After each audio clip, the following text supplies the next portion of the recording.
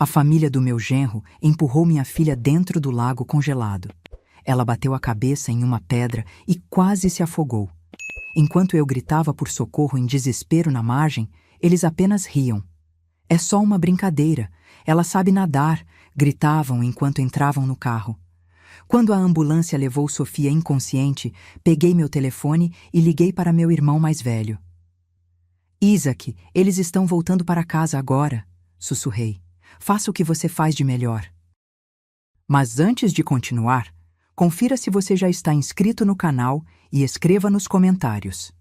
De onde você está assistindo este vídeo? Adoramos saber até onde nossas histórias estão chegando. O dia havia começado como qualquer outro sábado de inverno na casa de campo dos Mendonça. O lago congelado brilhava sob o sol fraco, como um espelho quebrado refletindo um céu cinzento. O ar estava carregado com o cheiro de pinheiros e da fumaça que saía da lareira da casa principal. Sentei-me na varanda, afastada da mesa onde minha filha Sofia servia drinks para o marido, Eduardo, e o sogro, Ricardo Mendonça. Observava seus movimentos nervosos, o jeito como ela forçava sorrisos às piadas sem graça que eles faziam. 28 anos, e minha filha ainda agia como uma criança desesperada por aprovação. Meu coração doía ao ver aquilo. A propriedade dos Mendonça era impressionante, não posso negar. Uma mansão de madeira escura com enormes janelas que davam para o lago, jardins impecáveis onde nenhuma folha tinha permissão de cair fora do lugar. Tudo ali gritava dinheiro e poder, mas não havia calor. Como o sol daquela tarde, brilhava, mas não aquecia. Só vim porque Sofia insistiu. "Mãe, por favor, é importante para Eduardo que a família esteja reunida." Mas olhando para o rosto satisfeito de Ricardo e para o sorriso cada vez mais embriagado de Eduardo, tudo o que via eram predadores se divertindo. O álcool fluía livremente. A cada gole, Eduardo e Ricardo ficavam mais barulhentos, mais arrogantes, como se o uísque alimentasse não apenas sua embriaguez, mas também uma sensação de impunidade absoluta. Minha filha era apenas mais um objeto bonito na coleção deles. "Por que a Sofiazinha está toda agasalhada?" trovejou Ricardo, apontando para o casaco pesado que minha filha usava. O dia estava gelado, com um vento cortante vindo do lago. "Está frio, Sr. Ricardo", respondeu Sofia timidamente, puxando as mangas do casaco para baixo. "Frio?", zombou Eduardo, imitando o pai. "Na minha época, as mulheres nadavam no gelo e não reclamavam. Essa geração é muito frágil." Algo na forma como eles trocaram olhares fez meu estômago revirar. Era um olhar conspiratório, o tipo que precede algo ruim. "Deixem-na em paz", falei, minha voz soando estranha no silêncio que se seguiu. Eduardo virou-se para mim, os olhos brilhando com malícia. "Dona Luísa, não se preocupe. Estamos apenas nos divertindo, não é, querida?" Sofia assentiu, forçando outro sorriso, mas não estava tudo bem. Nunca esteve. "Vamos testar se você é durona mesmo", declarou Ricardo de repente levantando-se. "Eduardo, me ajude. Vamos levar a Sofia para um mergulho refrescante." "O que vocês estão fazendo?" Levantei-me de um salto, o coração acelerado. "Ricardo, pare com isso. Não tem graça." Eles não me ouviram. Agarraram Sofia pelos braços. Ela ofegou de surpresa, mais em choque do que em medo. No início, ainda achava que era brincadeira. "Eduardo, não! Sogro, me soltem!" Ela gaguejou tentando se afastar, mas seu riso nervoso apenas os encorajava. Arrastaram-na pelo gramado em direção ao pier de madeira. Corri atrás deles, gritando: "Parem agora! Vocês estão bêbados!" Eles me ignoraram completamente. Para eles, eu era apenas ar, um incômodo sem importância. Levaram Sofia até a ponta do pier, que se estendia sobre a água escura e parcialmente congelada. "Vamos lá, princesinha da cidade, mostre o que você tem", provocou Eduardo. "Não, por favor, não façam isso." O tom de Sofia mudou. Finalmente, ela entendeu que não era uma brincadeira. Corri em direção a eles, tentando puxar Eduardo para longe, mas ele me empurrou com força, quase me derrubando. Naquele instante, com uma última risada arrogante, eles a empurraram. Tudo aconteceu em segundos. O corpo de Sofia, pesado com as roupas, desapareceu sob a superfície com um som abafado. Apenas algumas bolhas subiram no lugar onde ela havia caído. Silêncio. 1, 2, 3 segundos. Um silêncio que rugiu mais alto em meus ouvidos do que qualquer grito. Então, eles caíram na gargalhada, como se tivessem assistido à melhor comédia do mundo. Isso vai acordá-la, disse Ricardo secando lágrimas de riso, mas Sofia não reapareceu. Fiquei paralisada, olhando fixamente para a água escura. Finalmente, ela emergiu por um breve momento. Seu rosto estava pálido, contorcido. Um fio de sangue escorria de sua têmpora, escuro contra a pele molhada. Seus olhos estavam vazios, desfocados. Ela não gritou, não lutou. Apenas olhou para o nada antes de afundar novamente. Foi então que gritei. Um grito animalesco que rasgou minha garganta. Socorro! Ela bateu a cabeça! Está se afogando! Ricardo e Eduardo permaneceram imóveis na margem. Ah, vamos lá, dona Luísa. Eduardo fez um gesto de descaso. Para com o drama. Ela sabe nadar. Chega dessa histeria, acrescentou Ricardo, dirigindo-se ao seu SUV preto. Ela vai sair sozinha. Um pouco de água fria não vai matar ninguém. Eles caminharam tranquilamente até o carro, enquanto eu gritava, incrédula. Aonde vocês vão? Voltem! Ela está morrendo! A porta do carro bateu. O motor rugiu. Eduardo abaixou a janela e, ainda sorrindo, gritou. Não estrague nossa noite, sogra. Nos vemos em casa. E partiram, deixando apenas o som das pedras sob os pneus, o zumbido distante do motor, e depois o silêncio, quebrado apenas pelo som da água batendo no pier e meu grito desesperado que morria no ar frio da noite. Olhei para a água e o grito congelou na minha garganta. O mundo se reduziu àquele ponto escuro na superfície do lago e às ondulações que se espalhavam. O pânico deu lugar a um vazio estranho e sobrenatural. Nesse vazio, ouvi o som distante de um motor. Virei a cabeça. A uns 100 metros da margem, um pequeno barco se movia lentamente. Um homem com uma jaqueta desbotada estava ali. Um pescador. Não gritei mais. Não tinha voz. Simplesmente levantei o braço e apontei para onde Sofia havia desaparecido. O homem pareceu confuso a princípio, mas logo deve ter notado algo no meu gesto, na minha imobilidade, que comunicou mais do que qualquer grito poderia. Ele virou o barco bruscamente. O motor rugiu e o barco disparou em direção ao pier, deixando um rastro de espuma para trás. Em menos de 1 minuto ele estava ali. O que aconteceu? Gritou. Seu rosto, marcado pelo tempo, estava sério e alerta. Não consegui responder. Apenas apontei para a água novamente. Alguém caiu? Perguntou ele rapidamente. Finalmente conseguia sentir. Ele não fez mais perguntas. Desligou o motor, pegou um gancho longo e começou a sondar as águas escuras. Observei seus movimentos, precisos, deliberados. Ele conhecia aquele lago, sabia o que fazer. E eu, que havia vivido quase 60 anos e enfrentado tantas adversidades, estava naquele momento tão indefesa quanto uma criança. Ele fisgou algo com o gancho. Vi um lampejo de tecido embaixo d'água. O homem se debruçou sobre a borda, arriscando cair, e puxou com um esforço imenso.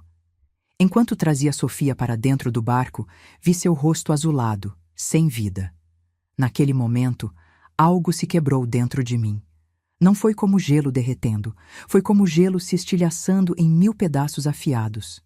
Peguei meu celular.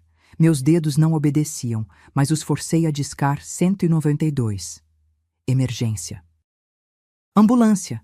Falei de maneira clara e calma com o atendente, dando o endereço da casa de campo e instruções para chegar ao lago.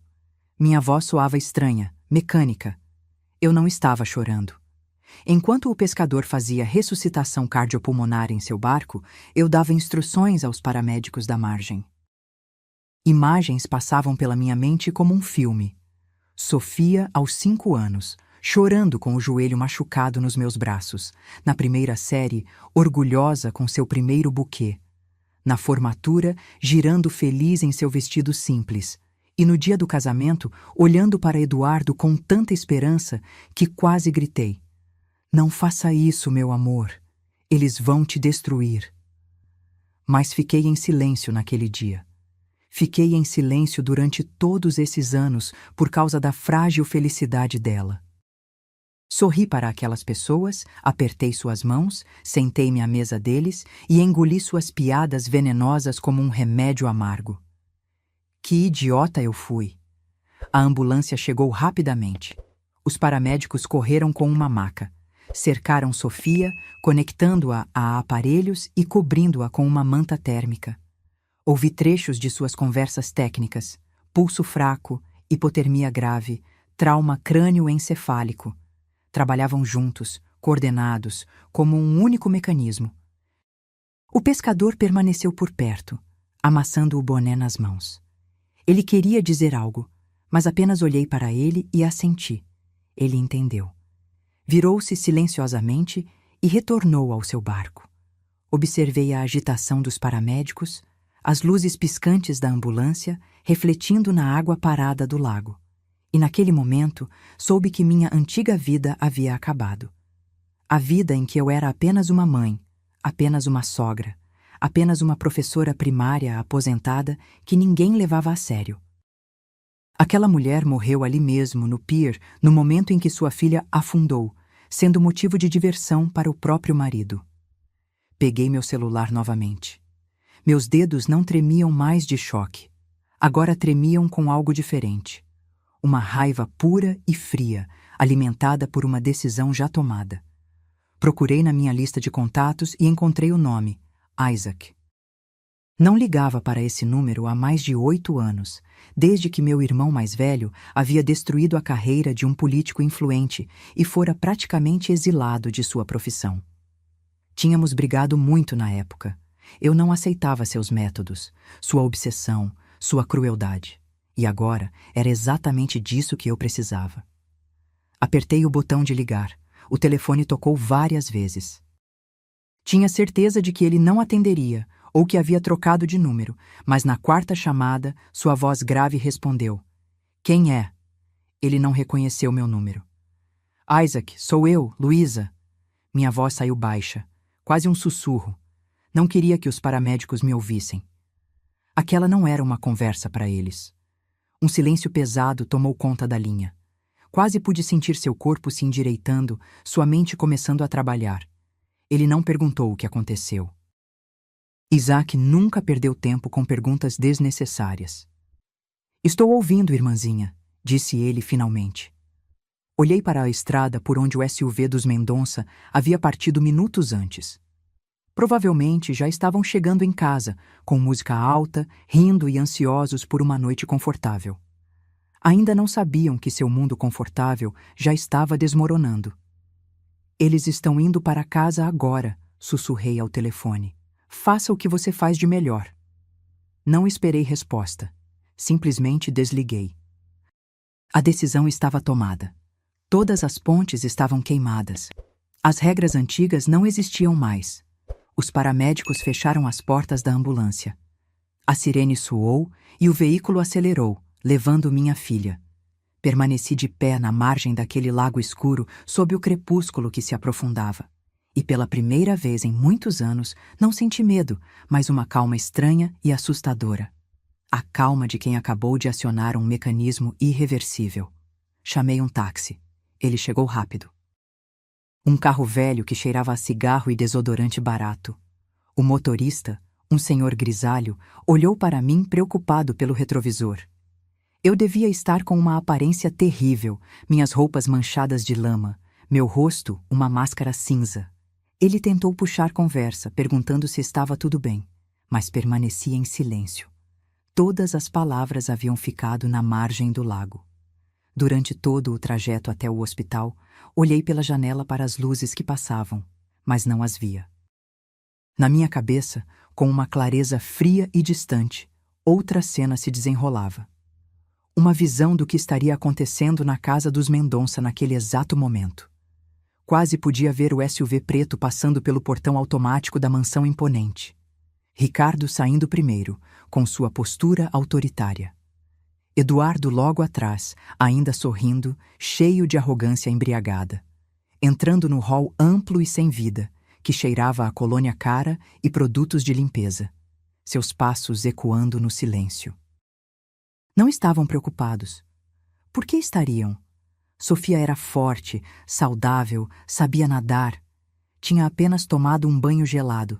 Estava assustada, nada mais. E a sogra estava sempre exagerando.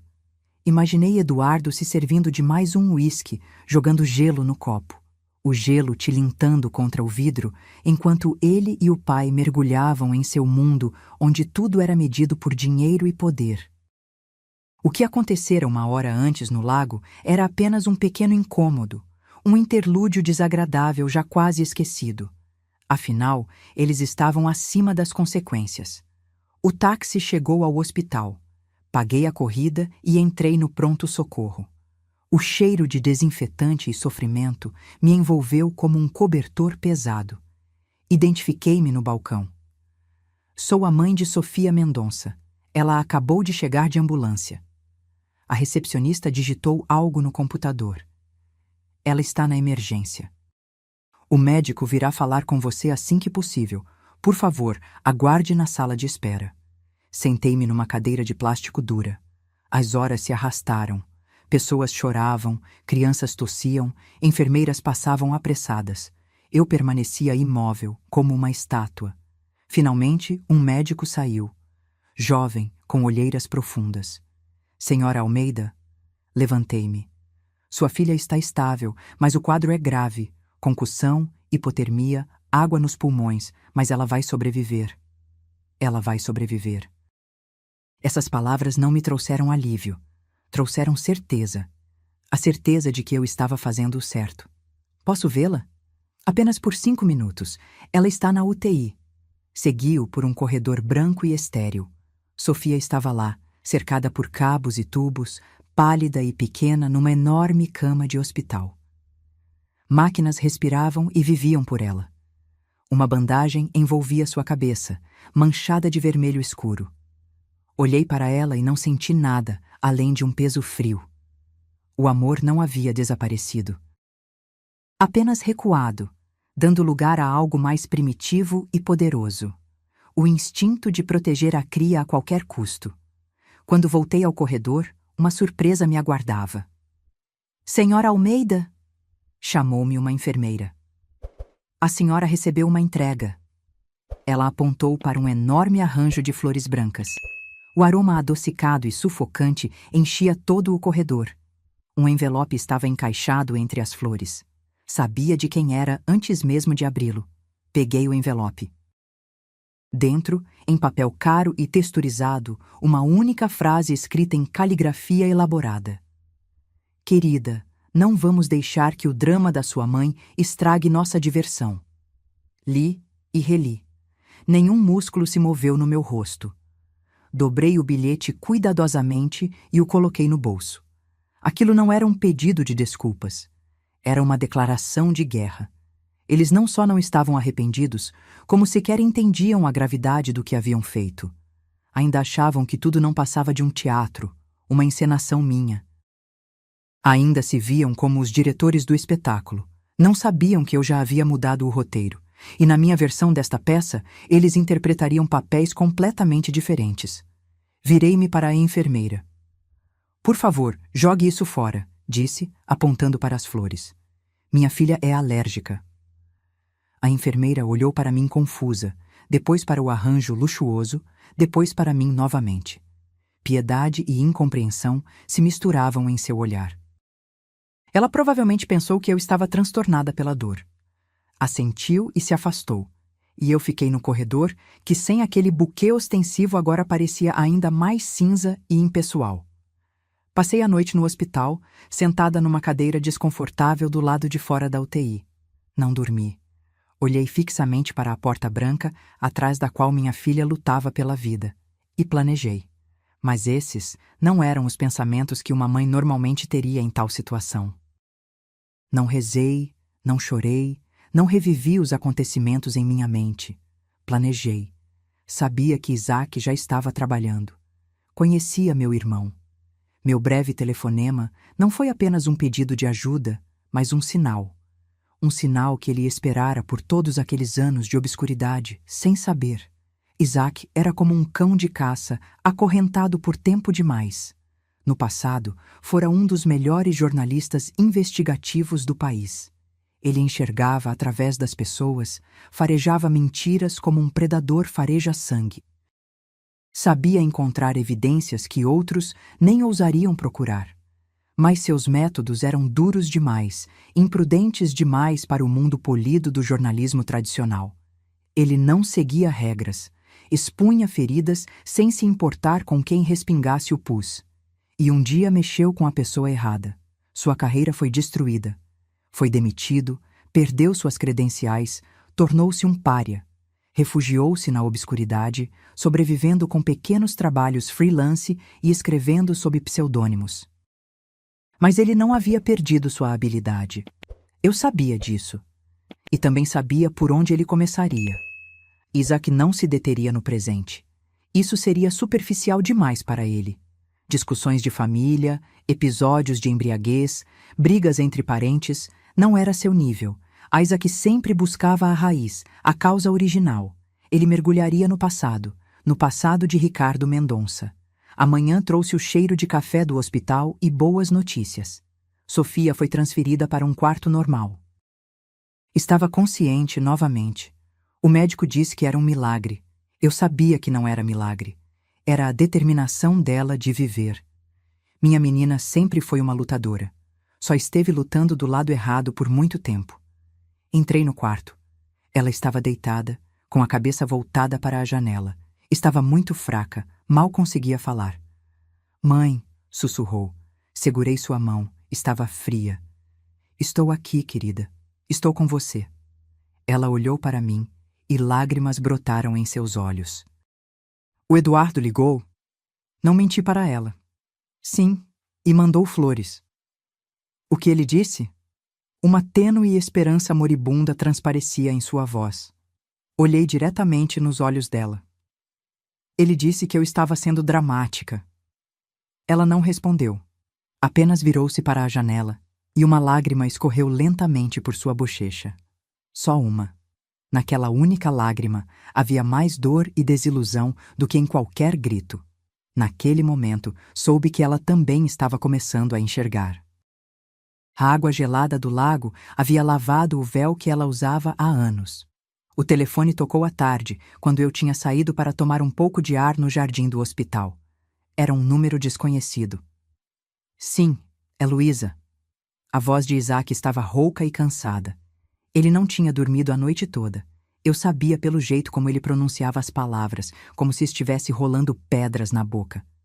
Tenho algo para você. Ele não fez rodeios, foi direto ao ponto. Encontrei alguns arquivos antigos de 15 anos atrás. Mesmo lago, outro barco. Ricardo Mendonça e seu sócio na época, um homem chamado Carlos Vieira. Eles foram pescar. Apenas Mendonça retornou. Escutei, e o frio que se instalara em mim na margem do lago intensificou-se. Ele alegou que Vieira estava bêbado, caiu e bateu a cabeça no casco do barco. Um acidente. O caso foi encerrado depois de uma semana, continuou Isaac. Rápido demais para uma história como aquela.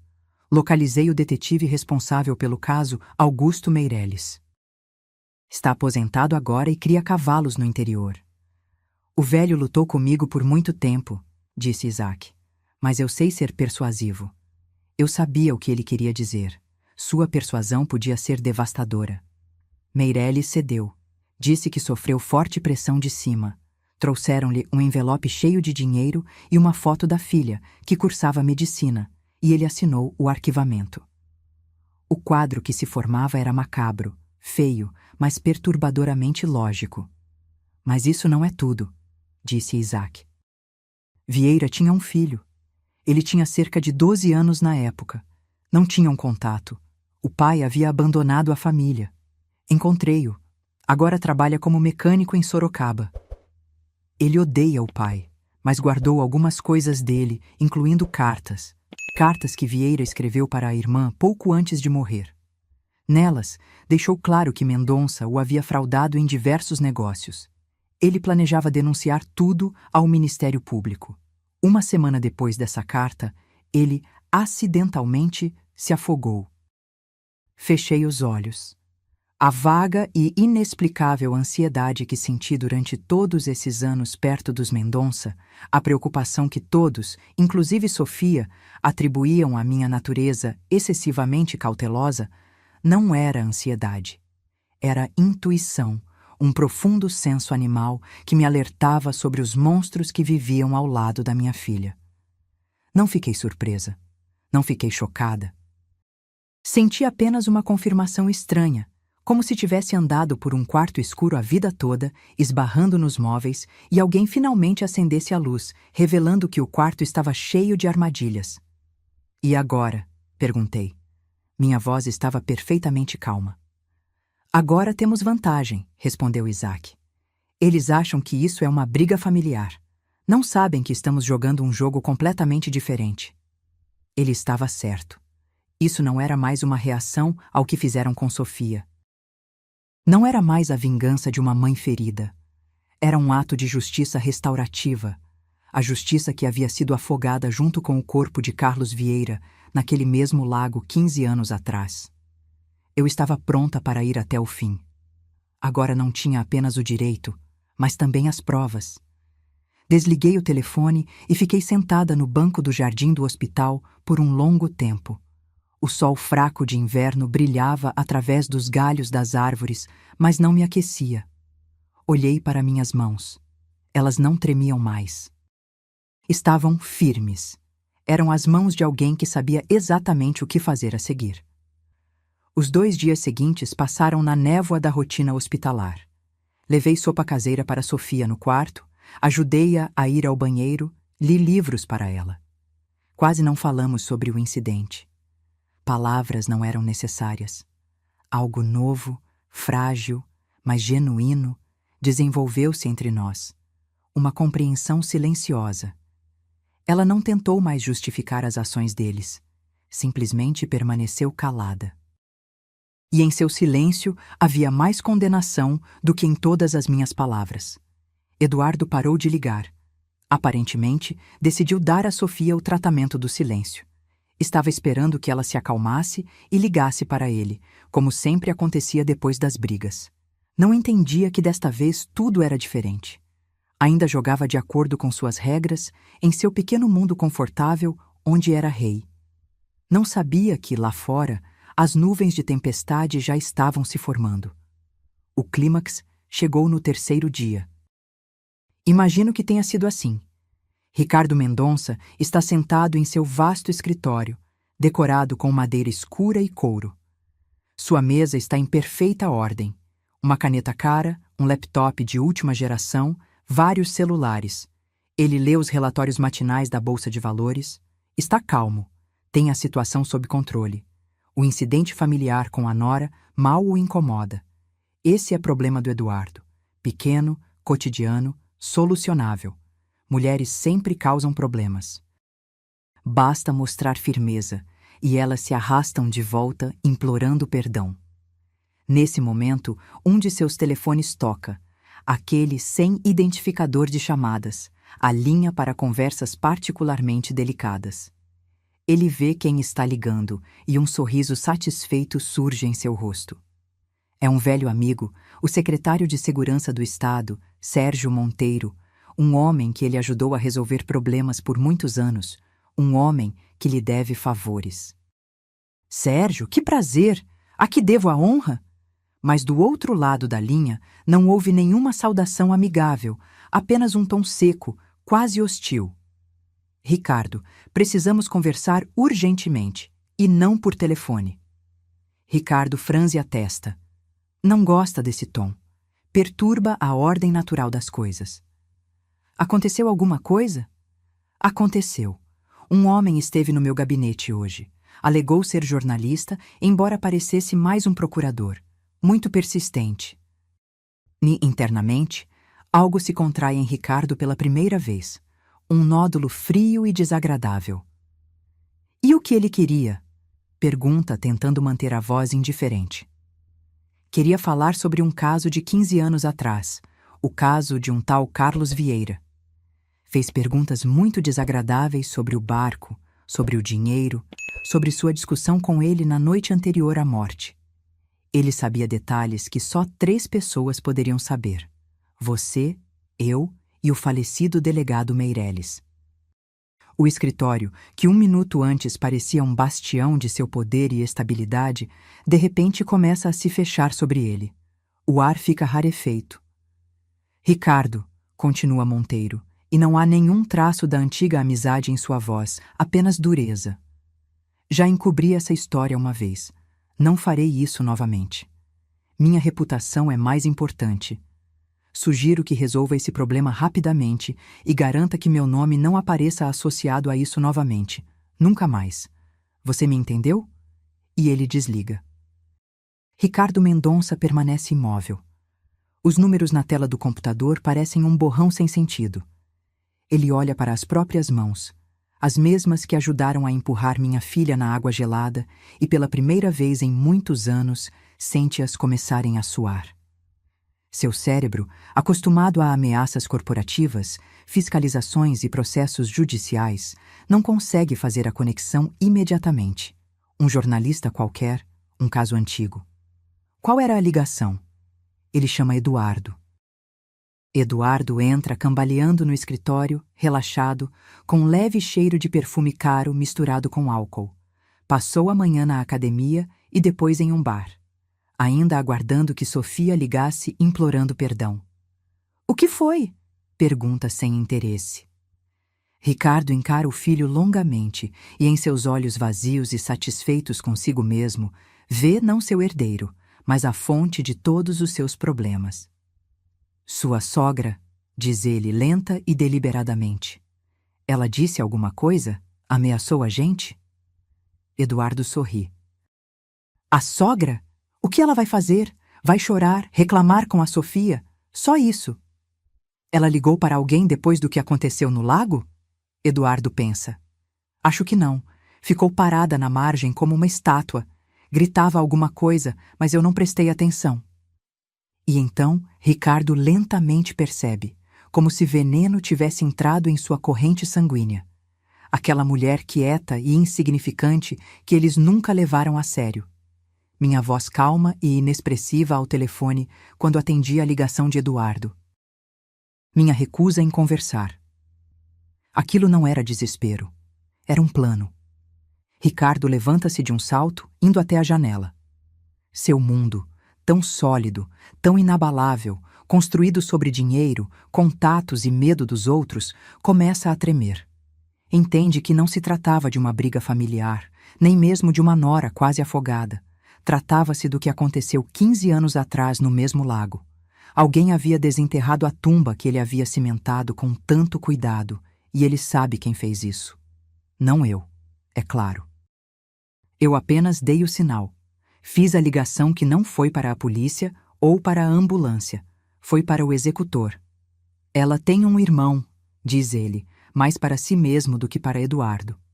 Isaac Almeida, jornalista, ex-jornalista na verdade. Eu tinha me esquecido completamente dele. Eduardo olha para o pai, confuso. Não compreende a dimensão da catástrofe. Ainda pensa na esposa, no inconveniente, na noite arruinada. Mas Ricardo já entendeu tudo. Ele entendeu que a granada que ele mesmo colocou nas minhas mãos já estava sem o pino. E todos esses anos eu estava apenas segurando a alavanca de segurança. Naquele dia no lago, eu a soltei. Ele pega o telefone, começa a ligar para todos os números guardados em sua agenda protegida. Pessoas alimentadas por suas mãos durante anos que lhe deviam sua posição, sua riqueza. Sua voz, normalmente autoritária e calma, racha como gelo fino. Ele exige, ameaça, implora. Tenta acionar o mecanismo habitual, o mecanismo de supressão, o mecanismo de apagar verdades inconvenientes. Mas o mecanismo falha. Do outro lado da linha, houve confusão, uma polidez fria e com frequência cada vez maior, apenas o tom de ocupado. Seu mundo não o obedece mais. As pessoas que haviam rido de suas piadas ontem agora fingem não reconhecer sua voz. O navio começou a afundar e os ratos foram os primeiros a sentir. Não simplesmente correram. Cortaram as cordas que os prendiam a ele para que não fossem arrastados para o fundo. Eduardo fica pálido e perplexo no meio do escritório. Pela primeira vez, vê seu pai, aquele monólito inabalável, completamente fora de controle, e o medo, um medo animal genuíno, começa a invadir sua alma também. De repente, compreende que a brincadeira no lago foi mais do que uma diversão cruel. Foi o gatilho para algo aterrorizante, cuja amplitude ele ainda não consegue compreender. Eu não vi nada disso. Não precisava. Sabia que estava acontecendo. Sentia a distância, como se sente a aproximação de uma tempestade pela mudança na pressão do ar. Mas não senti satisfação. Senti apenas uma calma fria e distante.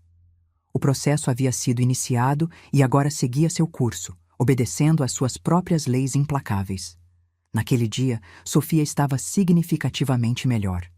Já conseguia sentar-se na cama, apoiada em travesseiros.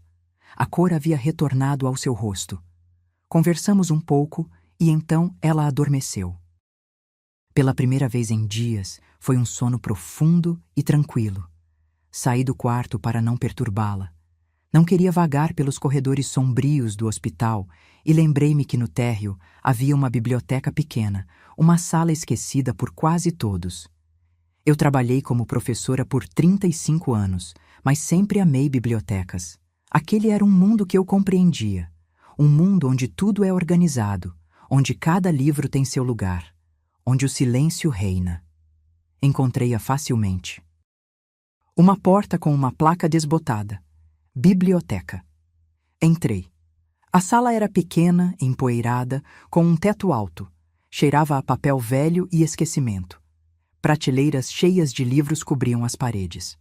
Sobre uma mesa grande no centro, pilhas de volumes estavam amontoadas.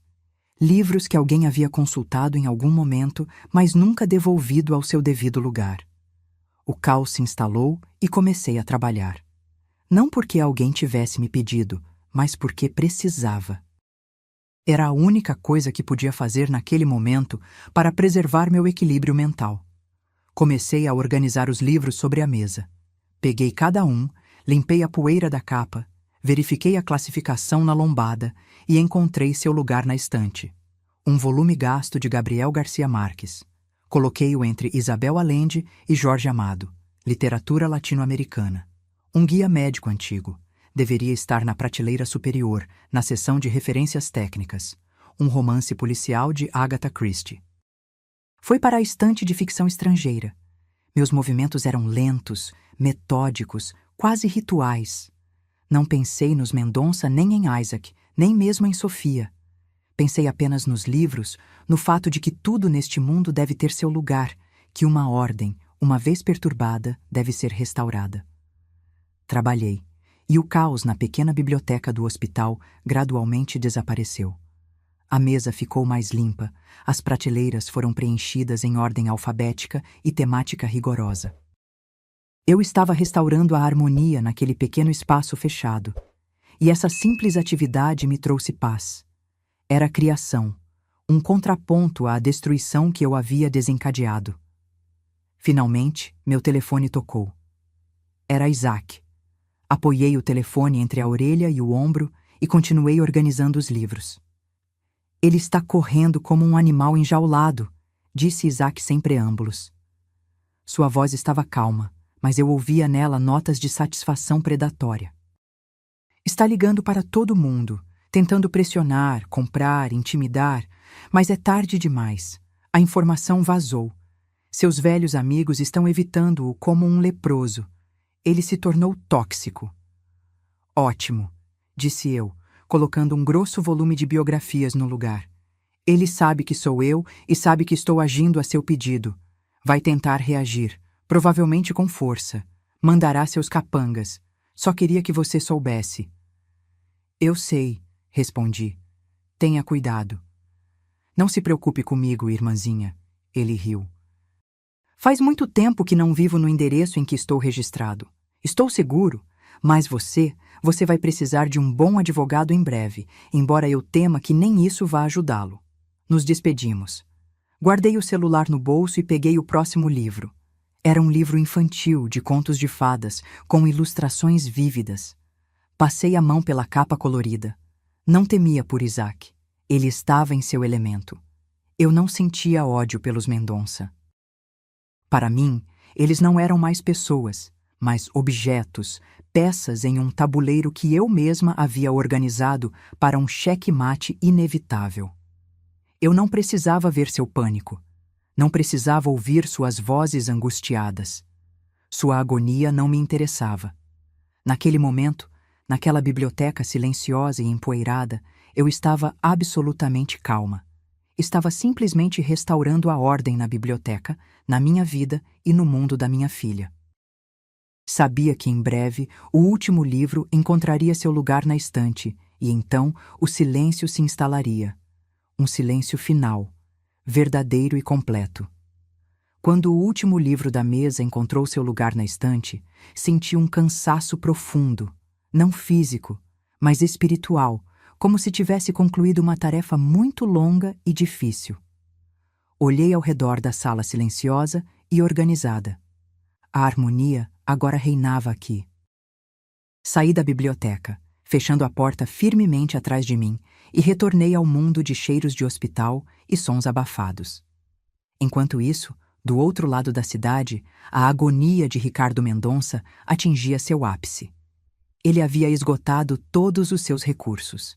Suas ligações não eram mais completadas. Suas ameaças provocavam apenas irritação. Ele entendeu que seu império, que parecia eterno e inabalável, era apenas um castelo de cartas, e alguém havia removido a carta mais importante da fundação. O desespero é um péssimo conselheiro. Leva pessoas inteligentes a cometerem atos estúpidos e previsíveis, e Ricardo, tendo perdido a capacidade de agir com sutileza, decidiu agir com brutalidade. Recorreu ao último argumento que lhe restava: a violência.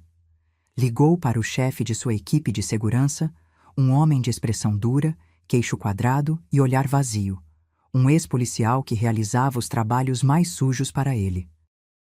Preciso do endereço desse jornalista, Almeida, e preciso que conversem com ele muito seriamente. Tão sério que ele esqueça não só o meu nome, mas o dele também. O homem assentiu silenciosamente. Para ele, era um trabalho rotineiro. Encontrar o endereço na cidade não foi difícil, especialmente com acesso a certos bancos de dados. 1 hora depois, 2 carros escuros, sem identificação, entraram no pátio de um antigo condomínio nos arredores da cidade. 4 homens robustos, com jaquetas pretas idênticas, saíram. Entraram no prédio, que cheirava a mofo e umidade, sem pressa, mas com determinação, e subiram até o 4º andar. Foram ao apartamento 412. Uma porta de fórmica descascada, uma campainha enferrujada. Um deles apertou o botão. Em resposta, silêncio. Apertou novamente. Silêncio. Entrem, ordenou o mais velho brevemente. Eles não se preocuparam com a fechadura. Um deles, o maior, recuou alguns passos, correu e arrombou a porta com um estrondo ensurdecedor. Invadiram o apartamento, mas estava vazio. Não estava apenas vazio. Estava abandonado. Uma fina camada de poeira sobre os móveis velhos e quebrados, uma pilha de correspondências não abertas no chão, plantas mortas nas janelas. Era óbvio que ninguém morava ali há muito tempo. Haviam caído em uma armadilha, simples, mas humilhante justamente por sua simplicidade. Enquanto se entreolhavam na penumbra do apartamento deserto, meu irmão Isaac, a poucos quilômetros de distância, em um quarto de hotel anônimo, olhava para a tela de seu laptop. Uma plataforma de blog estava aberta. O texto já havia sido digitado. O título brilhava em letras grandes e impactantes. Afogado 2 vezes no mesmo lago, história de 15 anos de impunidade. Abaixo do título havia um texto conciso e devastador. Fatos, datas, nomes, cópias das cartas de Vieira, transcrições da entrevista secreta com o ex-delegado Meireles gravada em um gravador, o depoimento do pescador que resgatou Sofia, a foto do arranjo de flores com o bilhete anexo e, finalmente, o relato do que aconteceu no lago 3 dias antes. Tudo apresentado com precisão clínica, sem emoção, sem acusação, apenas fatos. Mas a totalidade deles era mais aterradora do que qualquer veredito. Isaac olhou para o relógio. Ele estava esperando este momento. Sabia que viriam atrás dele. Ele mesmo havia plantado a dica através de um de seus informantes. Sabia que a força bruta seria o último movimento desesperado deles, e o usou. Exatamente no momento em que os homens de Ricardo arrombaram a porta de seu antigo apartamento, expondo seus métodos para toda a vizinhança, Isaac moveu o cursor para o botão Publicar. Abaixo do artigo, uma lista de destinatários já estava preparada. Endereços de e-mail de todas as principais agências de notícias do país, redações de todos os canais de TV regionais e nacionais, endereços oficiais do Ministério Público e da Polícia Federal, endereços de influenciadores e figuras públicas importantes. Respirou fundo, expirou e apertou o botão. No segundo seguinte, clicou em Enviar em seu programa de e-mail. Foi isso. O mecanismo foi acionado. O gênio estava fora da garrafa. Nos primeiros minutos, nada aconteceu. Mas então seu celular, que estava ao lado dele na mesa, começou a vibrar. Primeiro uma ligação, depois outra. Então o aparelho vibrou sem parar. Jornalistas farejando sangue se lançaram sobre a presa. A história que Ricardo Mendonça tentou enterrar com tanto cuidado não simplesmente veio à tona. Explodiu. A tentativa de intimidação física, a porta do apartamento arrombada, tudo isso se tornou não uma refutação, mas uma confirmação. Transformou uma reportagem investigativa em uma história policial sensacionalista. A matéria viralizou instantaneamente. Dezenas de sites a divulgaram. Espalhou-se pelas redes sociais. Em poucas horas, o nome Mendonça deixou de ser um símbolo de sucesso e respeitabilidade para se tornar sinônimo de crime e crueldade. Sua última tentativa desesperada de silenciar a verdade apenas a fez gritar mais alto, tão alto que todos podiam ouvir. Queriam apagar uma faísca, mas em vez disso provocaram um incêndio. E agora tudo o que lhes restava era ficar parados observando as chamas consumirem seu mundo. Isaac desligou o celular e o laptop, guardou-os na mochila, levantou-se e foi até a janela. Lá fora, uma cidade indiferente continuava seu ritmo. Seu trabalho estava concluído. Agora, outras forças agiriam de maneira mais ampla e lenta. O aparato estatal, a opinião pública. Ele fizera o que fazia de melhor. Simplesmente contara a história, a verdadeira história. E a verdade, como sabemos, às vezes é mais aterrorizante do que qualquer ficção. 1 mês se passou. Eu estava no meio da sala de estar, que até pouco tempo era desconhecida, e agora simplesmente vazia. O ar cheirava a papelão, poeira e despedida. Os raios de sol que entravam pelas janelas sujas desenhavam listras no chão, onde partículas de poeira dançavam. A última caixa estava selada com fita adesiva. Passei a mão sobre ela. Nela, com a letra de Sofia, estava escrito: Livros, cuidado frágil. Minha filha sentou-se no parapeito da janela, abraçando os joelhos. Olhava para a rua, para a vida agitada e indiferente da cidade. Naquele mês, ela havia mudado muito, não externamente. Por fora, ela ainda era a mesma, esbelta, com cabelos claros e olhos grandes e sérios. Mas algo havia desaparecido de seu olhar. O esforço desesperado de agradar a todos havia sumido. O medo havia sumido. Em seu lugar, havia uma sabedoria silenciosa e ligeiramente triste.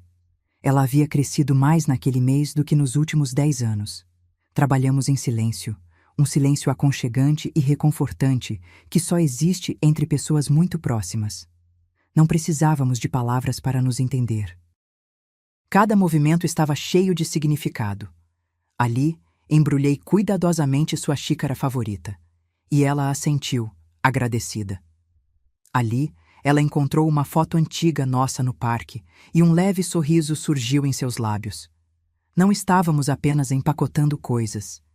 Estávamos limpando os escombros de sua vida passada, separando cuidadosamente o que valia a pena manter do que precisava ser deixado para trás.